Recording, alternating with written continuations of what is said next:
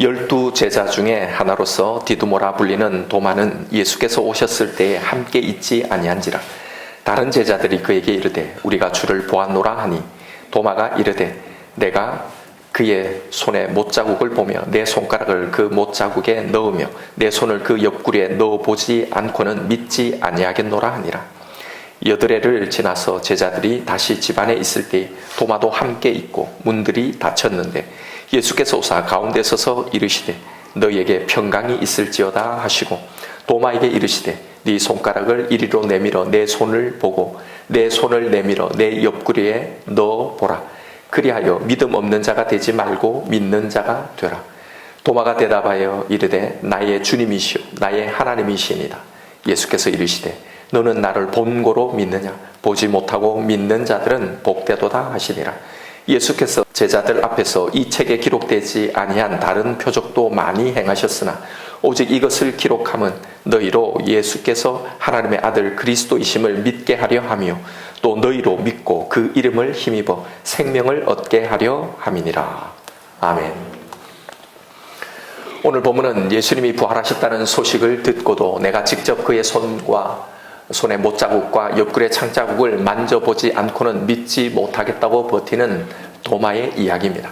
그런 도마에게 예수님이 직접 나타나셔서 네 손가락을 이리로 내밀어 내 손과 내 옆구리를 만져보라. 그리고 믿음 없는 자가 되지 말고 믿는 자가 되라고 말씀하십니다. 그제서야 당신의 부활을 믿는 도마에게 너는 나를 본고로 믿느냐? 보지 못하고 믿는 자들은 복되다 라고 말씀하시는 것이 오늘 우리가 살펴볼 본문의 내용입니다. 예수님의 부활은 기독교 신앙에 있어서 매우 중요한 위치를 차지하죠. 바울은 그리스도의 부활이 없으면 우리가 전파하는 것도 헛것이고 우리의 믿음도 헛것이고 우리는 모든 사람들 중에 가장 불쌍한 자가 될 거라고 말할 정도였습니다. 실제로 사도들과 초대교회가 유대교로부터 죽을 정도의 이 박해를 받았던 가장 큰 이유는요, 예수의 부활을 증거했기 때문입니다. 그래서 유대교에서 당시에 예수님의 무덤을 지키던 군병들을 많은 돈으로 매수해서 예수가 진짜 부활한 게 아니고 제자들이 자신들이 자고 있는 사이에 시신을 훔쳐갔다라고 증언하게 한 겁니다. 그래서 이 거짓 소문을 퍼뜨려서 예수의 부활을 사람들이 믿지 못하게 했던 거예요. 그래서 사도들은 이에 맞서서 목숨을 걸고 예수의 부활을 증거했던 겁니다.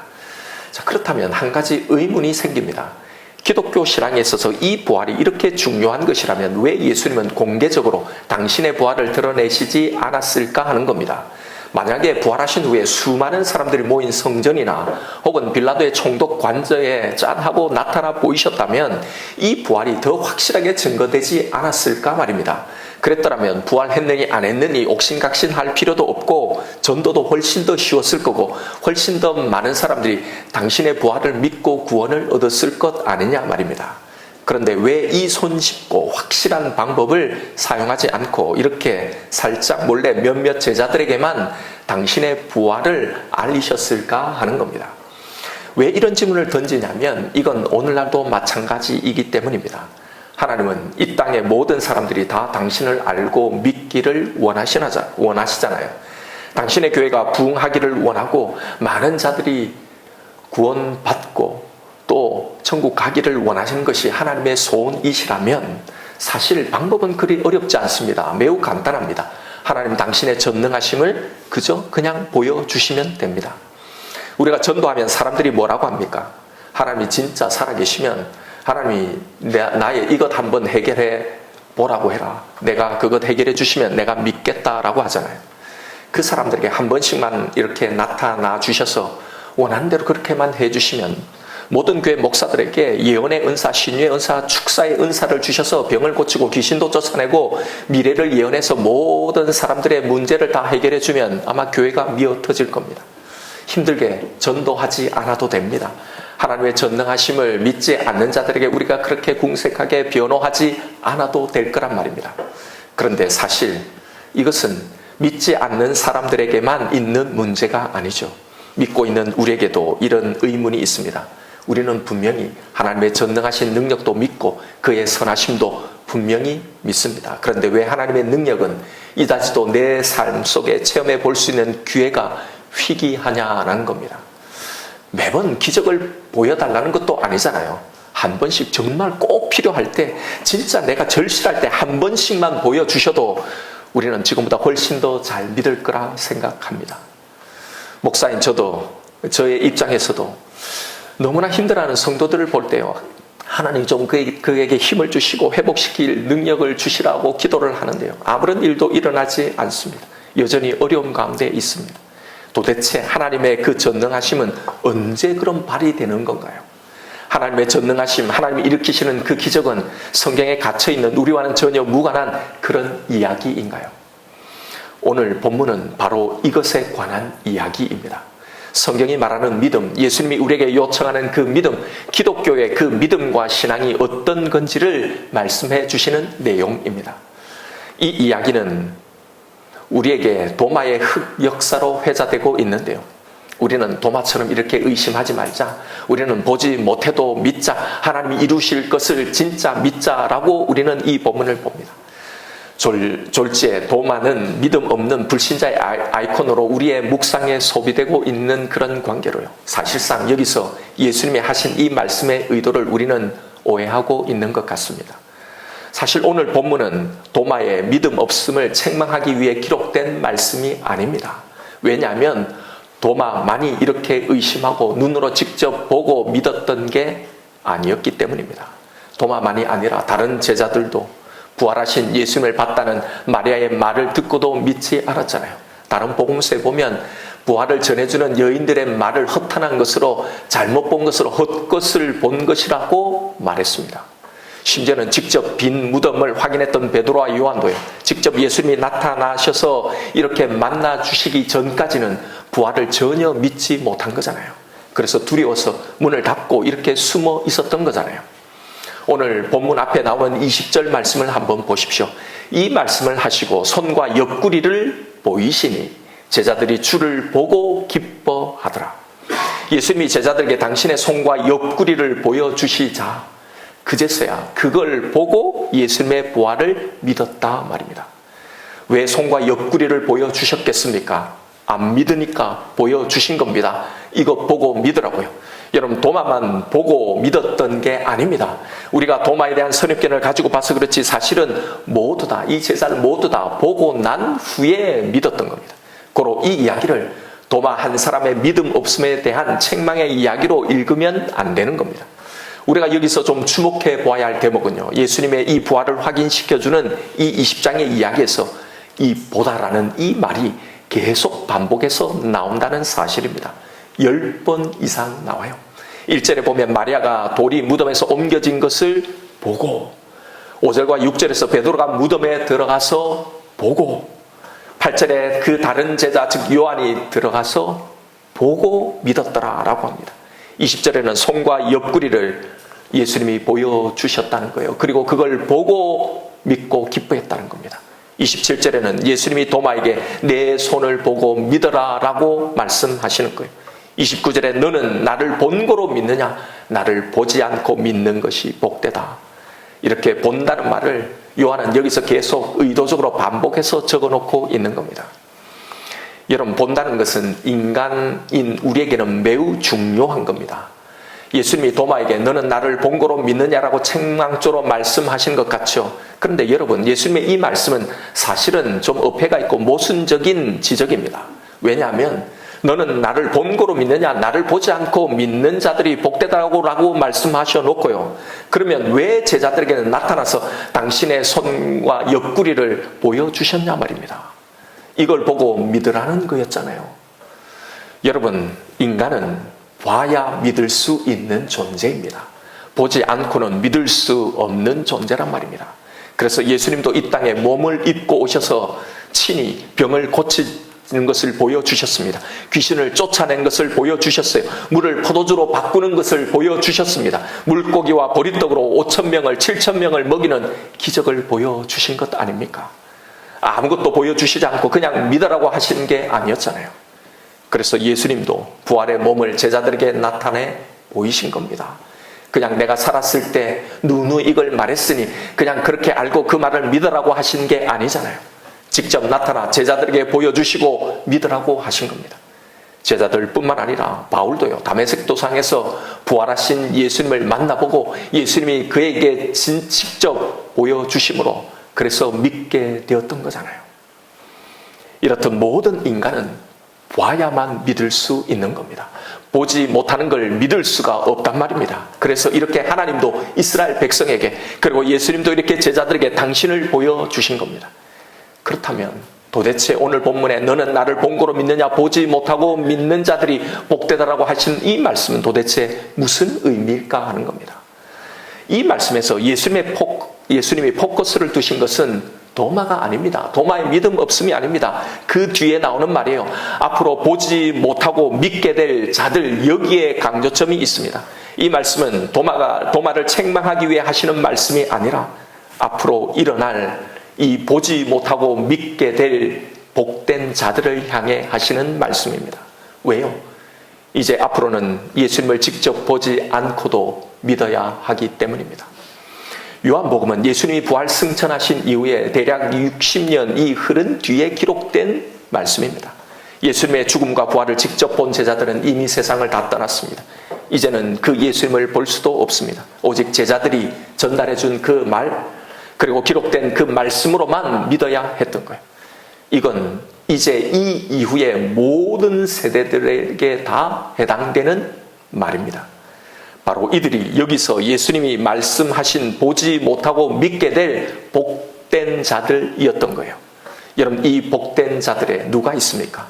바로 저와 여러분, 우리들도 여기에 들어있단 말입니다.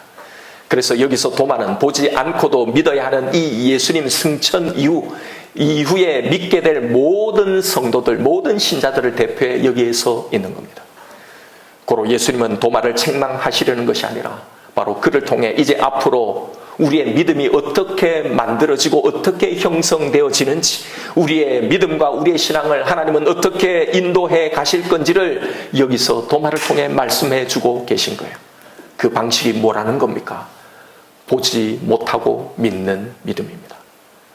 이제 우리는 이 본자들이 전해준 이 정보, 이 성경을 통해 보지 못한 것을 믿게 되기 때문입니다. 바로 이걸 말씀하시려는 거예요. 앞으로 우리가 어떻게 예수님을, 어떻게 하나님을 믿게 될 것인지, 그 믿음이 어떻게 자라고 생기는 것인지 말씀하시면서 이것의 복됨을 말씀하고 있단 말입니다.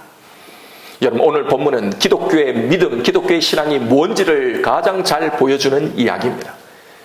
그리고 우리를 어떻게 구원의 믿음으로 이끌어 가시는지를 보여주는 이야기입니다. 그래서 우리는 이 이야기에서 예수님이 우리에게 요구하시는 그 믿음이 어떤 것인지, 우리는 어떤 신앙생활을 해야 하는지를 여기서 발견해야 하는 겁니다. 예수님이 우리에게 요구하시는 믿음이 뭐라는 겁니까? 바로 보지 않고도 믿는 믿음이에요. 즉, 이 말은 예수님은 이제 우리에게 뭔가를 보여주심으로 우리를 믿게 하지 않으신다는 겁니다. 아니, 아까는 인간은 보여줘야 믿는 존재라면서요. 그러면 우리가 믿을 만한 근거, 그런 증거를 보여줘야 하시는 것 아닙니까? 그래야 더 잘 믿는 것 아닙니까? 그래서 예수님도 손과 옆구리를 보여주신 거잖아요. 기적을 보여주신 거잖아요. 그런데 왜 이제는 보여주시지 않는다는 건가요? 여러분, 바로 이 질문 자체에 답이 있습니다. 이제는 보여주시지 않는다는 겁니다. 이제라는 말을 한번 생각해 보십시오. 이제라는 말은 그 전까지는 보여주셨다는 말을 내포하고 있는 겁니다. 그럼 전에는 보여주셨는데 왜 이제는 안 보여주신다는 겁니까?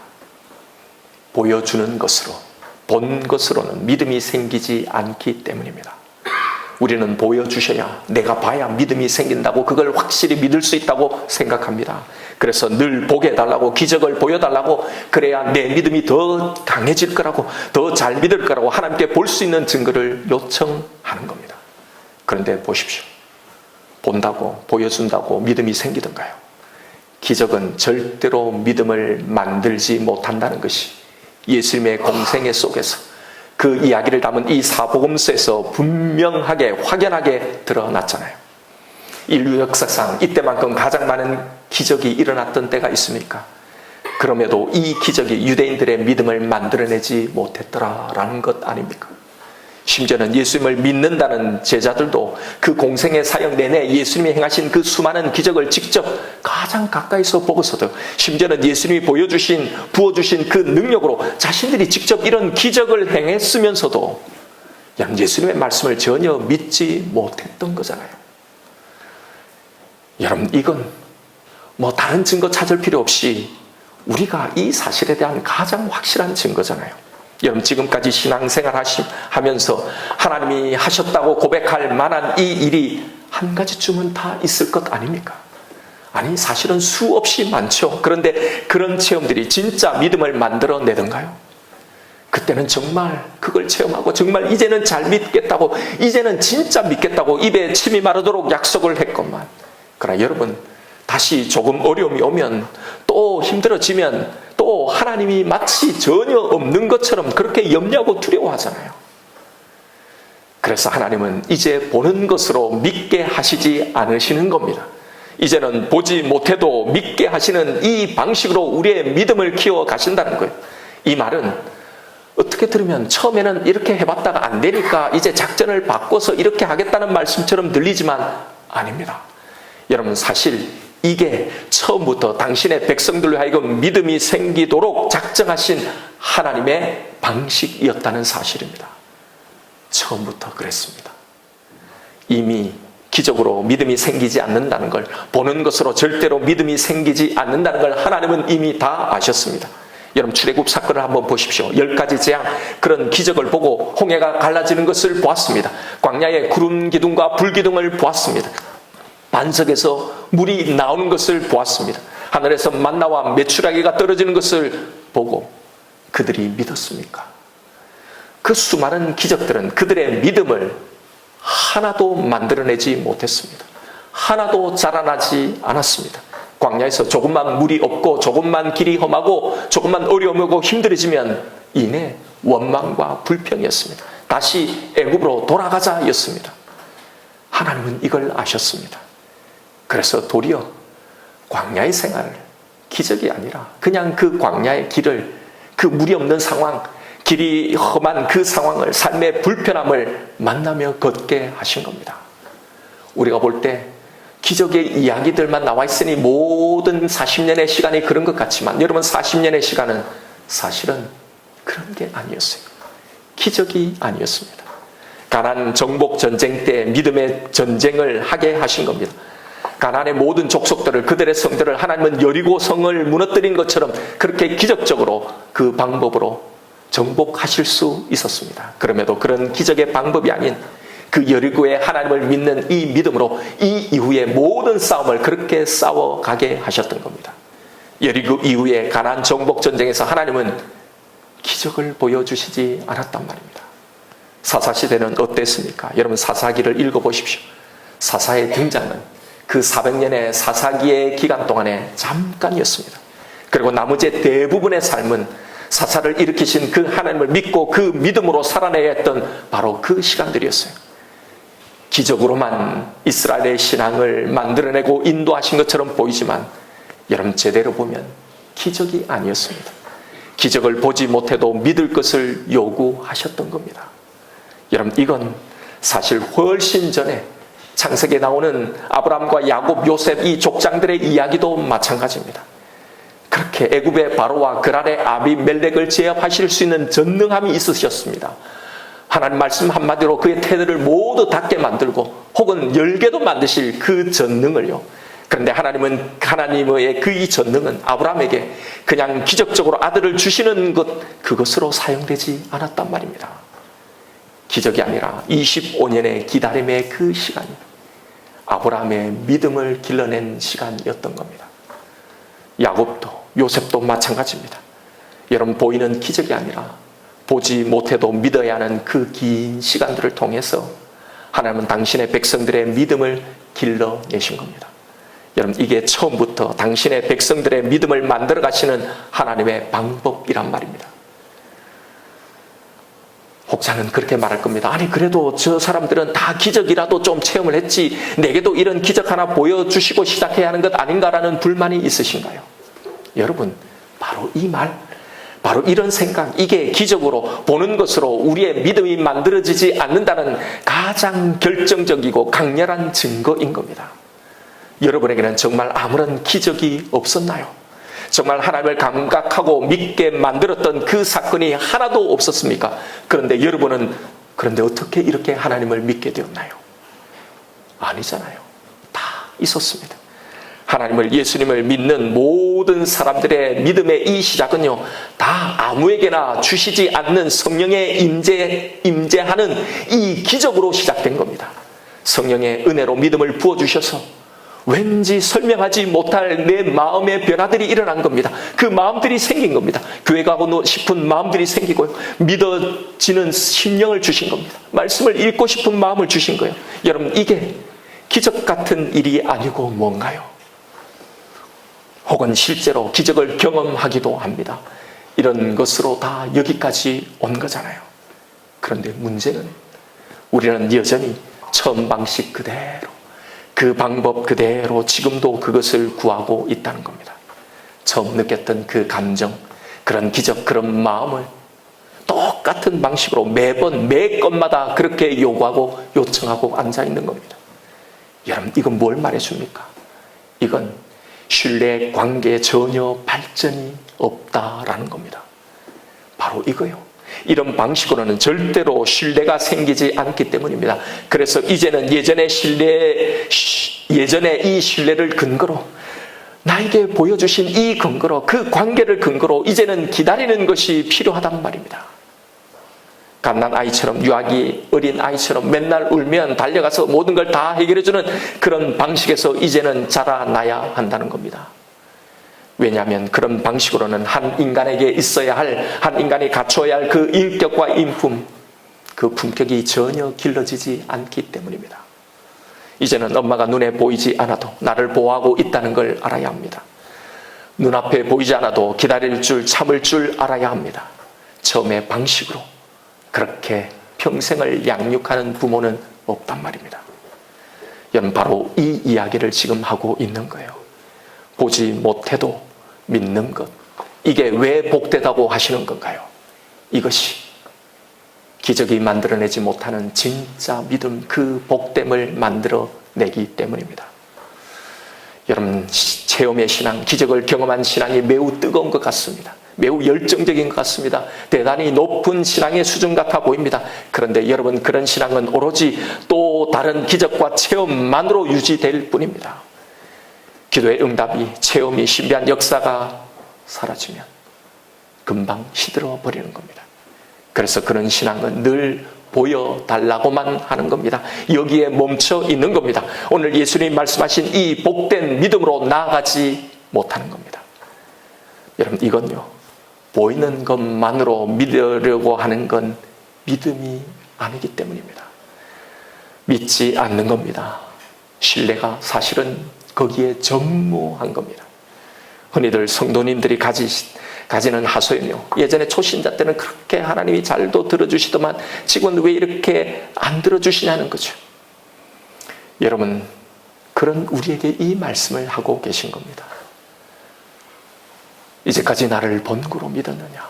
이제는 보지 못하고 믿는 이 복된 믿음으로 나아가라고 말입니다. 예수님은 여기서 우리가 자라나기를 원하시는 거예요. 예전에 체험했던 여러분 그 기적, 그 자리에 집착하지 마십시오. 그렇게 지금도 그렇게 보여달라고 기대하지 마십시오. 그렇게 기적을 바라는 것들이 실상은 무엇인지, 무엇을 위함인지 영적으로 여러분이 분별하고 판단해 보십시오. 병든 내 몸을 고쳐달라는 것 아닙니까? 죽을 목숨을 조금 더 연장해달라는 것 아닌가요? 망하지 않게 해달라는 것 아닙니까? 내 명예를 좀 지켜달라는 것 아닙니까? 내 억울함을 좀 풀어달라는 것 아닙니까? 내 소원을 들어달라는 것 아닙니까? 더 높은 자리, 더 좋은 자리, 더 좋은 상황을 만들어 달라는 것 아닌가요? 예, 이건 중요할 수 있습니다. 예, 중요한 겁니다. 암 선고를 받은 사람에게 죽는 게 차라리 낫겠다고 할 정도로 너무나 고통스러운 질병으로 아파하는 사람에게, 죽음으로라도 풀고 싶은 억울함이 있는 사람에게 그것보다 더 중요한 것이 어디 있겠습니까? 그러나 여러분, 그런 분들 앞에서라도 저는 이 이야기를 해야 할 것 같습니다. 우리는 무엇을 믿고 있는지 말입니다. 오늘 본문 30절을 보십시오. 예수께서 제자들 앞에서 이 책에 기록되지 아니한 다른 표적도 많이 행하셨으나 오직 이것을 기록함은 너희로 예수께서 하나님의 아들 그리스도이심을 믿게 하려 하며 또 너희로 믿고 그 이름을 힘입어 생명을 얻게 하려 함이니라. 여러분, 우리는 무엇을 믿어야 하는 겁니까? 우리는 뭘 믿습니까? 우리가 믿는 것은 예수님이 이 땅에서 행하셨던 그런 기적들이 아닙니다. 또 지금 이 땅에 내 삶 속에 행하실 그 기적들도 아닙니다. 그렇게 이 땅에서의 내 소원, 그것이 이루어지는 것, 그걸 이루어낼 능력과 그 힘, 그 전능의 힘이 아닙니다. 오직 생명입니다. 오직 예수의 이름을 힘입어 얻는 영원한 생명입니다. 이 땅에서의 생명이 아니라, 이 땅에서의 존엄이 아니라 영원한 생명이자 영원한 존엄입니다. 저도 여러분의 목회자로서 여러분의 삶 가운데 이런 기적들이 좀 있었으면 좋겠습니다. 기적 같은 치유로 정말 고통당하는 그 질병에서 노임받고 참으로 건강한 모습으로 하나님을 섬기는 이 모습, 이런 기적들이 있으면 좋겠습니다. 하나님의 간섭으로 그렇게 고통받는 그 문제, 그 어려움들이 좀 해결되었으면 좋겠습니다. 사실 그렇게 기도도 합니다. 말씀을 전할 때마다 사실은 하나님과 여러분 사이에 끼어있는 이 부담이 저에게 있어요. 여러분에게 좀 더 위로가 되는 말씀을 전해주고 싶은 마음이 있습니다. 믿고 구하면 응답해 주신다고. 지금 우리가 겪고 있는 이 아픔, 이 문제, 하나님의 전능하신 손길이 임하게 될 거라고, 하나님 반드시 그걸 해결해 줄 거라고, 하나님이 이루실 그 기적을 그래서 소망하자고, 그렇게 반드시 이루어 주실 그 하나님을 믿자고요. 긍정적이고 소망을 가지게끔, 믿고 기도할 힘을 얻게끔 하고 싶습니다. 이런 게 사람들의 마음을 더 동하게 하고 더 기도하게 만들고 믿어보고자 하는 더 훨씬 더 빠른 효과를 내는 줄 저도 압니다. 하나님을 향해 더 기대하는 마음이, 교회에 나와서 기도하고 싶은 그 마음이, 이 힘든 지금의 시간을 견뎌낼 힘이 여기서 더 금방 더 확실하게 빨리 나올 줄 저도 압니다. 오늘 본문을 가지고 이렇게 설교해도 될 겁니다. 여러분, 도마를 보십시오. 도마가 믿음이 없긴 해도 그래도 이렇게 안 만나주시면 안 믿겠다고 땡깡을 부리니까 결국 예수님이 그 소원대로 직접 만나주시지 않냐고요. 여러분도 이런 기도를 좀 해보십시오. 하나님이 만나주십니다. 여러분도 보채는 사람 있으면 그 사람이 더 신경이 쓰이잖아요. 보채는 아이에게 더 뭔가를 빨리 주게 되잖아요. 하나님도 보채는 사람의 기도를 더 빨리 응답하십니다. 그러니 주실 때까지 매달려보고 끝까지 믿음으로 부르짖어 보십시오. 이런 설교가 여러분을 기도의 자리, 예배의 자리, 헌신의 자리 더 빨리 더 많이 나오게 한다는 걸 저도 압니다. 여러분의 기도를 더 간절하게 하고 여러분의 마음을 더 뜨겁게, 여러분의 신앙을 더 열정적으로 바꿀 수 있다는 것 압니다. 그런데 여러분, 더 많이 보채는 자녀에게, 그것이 그 아이에게, 그 아이를 어떻게 만들지를 생각하지 않고 단순히 더 보챈다는 것이 허락의 기준이라면 그런 하나님은 과연 선한 하나님인가요? 이건 인간 부모로도 건강한 부모가 아닌 거잖아요. 그리고 그런 믿음, 그런 식의 관계는 과연 건강하고 성숙한 관계인가요? 그런 아이, 그런 성도가 과연 정말 성숙한 그리스도인이라고 할 수 있을까요? 저도 여러분에게 긍정적이고 희망적인 이야기를 전하고 싶습니다. 그러나 그런 식의 말씀이 결국은 성도들을 어떻게 만드는지를 저는 압니다. 이런 설교가 어떤 신앙을 만들어내는지 말입니다. 왜요? 그래도 이 부분에서 목사인 저는 전문가이니까요.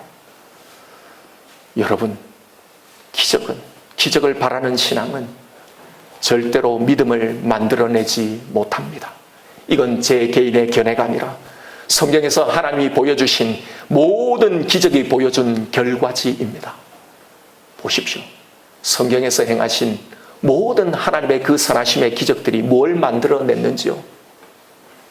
기적 같은 응답은 금방 믿음이 좋다고 활활 타오는 것 같지만 아닙니다. 여러분, 마약을 먹으면 아픈 사람은 금방 좋아지죠. 아픈 줄을 모르죠. 그런데 여러분, 그게 치료는 아니잖아요. 금방 좋아진다고 계속 그런 마약을 처방해주는 의사가 진짜 좋은 의사인가요? 그건 죽이는 거잖아요. 저는 이 설교들이 지금 여러분에게는 별 인기가 없고 여러분의 별 호감이 가지는 설교가 아닐지라도 이게 여러분의 신앙을 지켜줄 거라고 저는 믿습니다. 방황의 순간, 내 인생이 바닥을 치고 내 신앙이 뿌리째 흔들리는 그 순간에 다시 그 시간에 주님이 나를 만나주실 그때 지금들은 이 말씀이 여러분의 심령 안에 역사할 줄 저는 믿습니다. 약은 아플 때 먹는 거잖아요. 지도가 가장 절실할 때는 내가 길을 알고 있다고 생각할 때가 아니라 길을 잃었다고 생각할 때, 출구가 보이지 않을 때, 그 막막할 때, 어디로 나아가야 될지, 어디서 시작해야 될지 모를 때, 그때가 가장 빛을 발하고 그때의 진가가 드러나는 법이니까요. 그래서 이 말씀을 전합니다. 언젠가는 여러분에게 꼭 필요한 말씀이 될 줄 믿기에요. 여러분, 우리를 걷게 하신 이 신앙의 길이 어떤 것인지를, 그리고 우리의 신앙의 궁극적인 목표가 어디에 있어야 하는지, 우리는 어떤 방향을 향해 걸어가야 하는지 그 신앙의 길을 성경으로 확인하고 그 길을 걸어가야 하는 겁니다. 적어도 그 지도를, 바른 지도를, 진짜 길을 찾아줄 올바른 지도는 들고 있어야 헷갈리는 그 순간에 길을 잃지 않기 때문입니다. 잘 정리해서 여러분, 언제든지 내 인생에 불이 나가는 그 순간에요, 그것이 어디에 있는지 얼른 꺼내서 찾을 수 있도록 여러분의 심령에 이 말씀을 정리해 놓으십시오. 이제 오늘 말씀을 정리하십시다.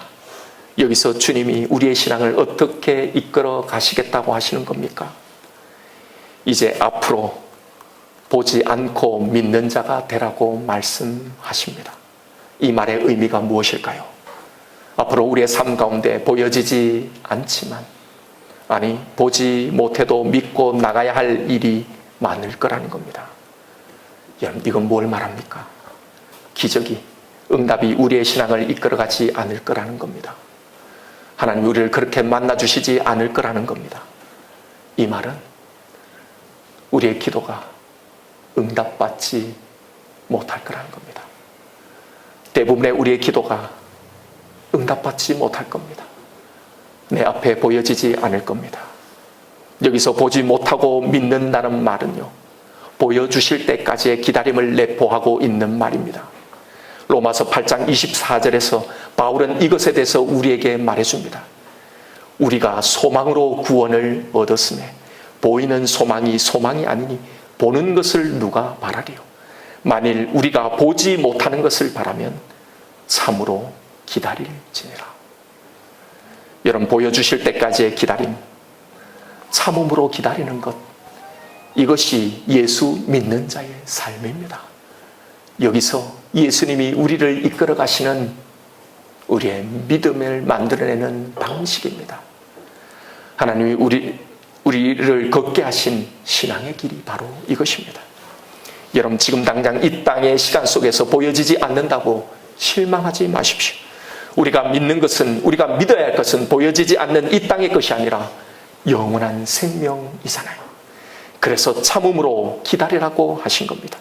이 땅에서 다 보지 못해도 실망하지 마십시다. 보지 않고도 믿는 우리의 믿음이 참으로 복되다고 예수님이 말씀하십니다. 신앙의 길은 바로 이런 겁니다. 결국 모든 것을 우리는 보게 될 거고, 결국 감사하게 될 날이 올 겁니다. 이것을 참음으로 기다리는 겁니다. 여러분, 이 세상의 일도 기다리지 못하고 믿지 못하는 우리가 나중에 있을 천국을 믿고 기다린다고 할 수 있나요? 이건 넌센스입니다. 여러분, 보지 못해도 믿는 이 복된 믿음으로, 그 참 믿음으로 지금을, 이 시간을, 오늘을 살아내십시다. 이것이 예수를 믿는 것이고 이것이 신앙생활입니다. 지금 당장 뭔가 성취되고 이루어지지 않는다 할지라도 거기에 하나님의 신실하신 뜻과 계획이 있음을 믿으십시다. 그래서 후회하고 염려하고 근심하고 노심초사하고 조마조마하는 이 마음이 아니라 보지 못해도 믿어지는 이 믿음을 향해 나아가시는, 그래서 그 언젠가 그런 우리를 향해 너는 정말로 나를 보지 못하고도 믿었구나, 참으로 복되다는 이 칭찬하실 그 주님을 소망하며 이 신앙의 길을 걸어가시는 저와 여러분 우리가 되기를 주님의 이름으로 축원드립니다. 이 시간 오늘 주신 말씀 붙들고 우리 기도하십시다. 여러분, 이 시간 내가 가진 믿음을 한번 잠잠히 보십시다. 내 믿음은 어떤 것인가요? 혹시 내 믿음은 여전히 보고 나서야 믿는 그 믿음, 그 자리에 그대로 머물러 있지 않습니까? 그러면 얼마만큼, 여러분 어디까지 보여주셔야 온전히 믿을 수 있을까요? 예수님은 우리가 이제까지 이미 보여주신 그 사실을 가지고 이제는 보지 않고도 믿는 이 믿음으로 자라가라고 하시는 겁니다. 여러분, 보는 자가 믿게 되는 게 아니라 믿는 자가 보고 경험하게 되는 겁니다. 이것이 우리를 믿음의 사람으로 만드시는 하나님의 방식입니다.